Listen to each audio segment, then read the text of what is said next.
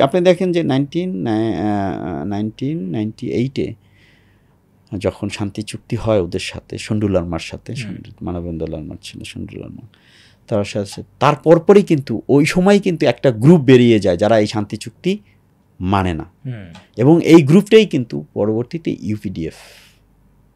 নামে এই অর্গানাইজেশনটা করে। এবং এই ইউপিডিএফও আপনি ইতিহাস যদি দেখতে চান তাহলে দেখবেন যে এটার পিছনে ইন্ডিয়া,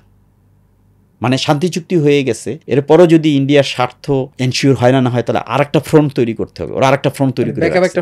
ব্যাকআপ একটা ফ্রন্ট, যে ফ্রন্টটা এখন আবার এদের সাথে অশান্ত করছে পাহাড়িকে, পার্বত্য অঞ্চলকে, তাই না? তারা এখন স্লোগান তুলছে যে সেনাবাহিনী এখান থেকে চলে যাক, তারপরে তারা ওখানে মেইনলি হচ্ছে তারা এই চাঁদাবাজি করে। বিশাল তো রিসোর্স, পার্বত্য চট্টগ্রাম তো বিশাল রিসোর্স, এই যে টিম্বার কাঠ, অত্যন্ত মূল্যবান কাঠ তো পাহাড়ি অঞ্চলে, এইসব কাটে। তারপরে ওই যে ওখানে যারা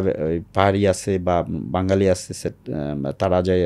চাষাবাদ করে অথবা যে ফলের চাষ করে, অন্যান্য চাষবাস করে, এদের কাছ থেকে ওরা চাঁদা দাবি করে, বড় অঙ্কের চাঁদা নিয়ে ওরা সুন্দর জীবনযাপন করে। আর কিছু হইলেই পার্শ্ববর্তী দেশে চলে যায়, সেভেন সিস্টার